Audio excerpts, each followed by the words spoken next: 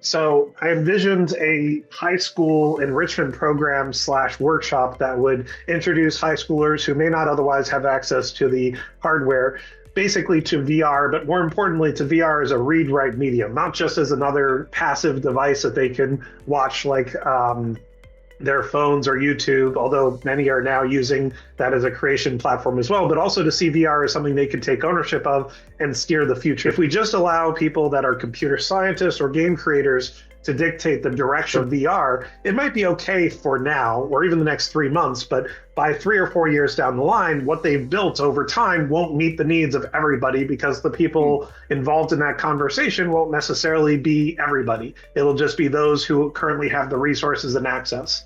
So I started off with a pilot program at a local high school, Evans High, after meeting with a community partnership coordinator who gave a presentation to my department. And they basically let me do a short 1-week workshop with the students in a class who were all very engaged. And then they offered to start a formal after-school enrichment program where students could stay after for an hour, maybe 1 day a week. And so that started in about the fall of 2021. And I realized it was too big of a project to run myself. So I ended up recruiting UCF undergraduates from the VR Nights Club that I'm an advisor to, as well as students that were in my class for that multimodal design to help me run it.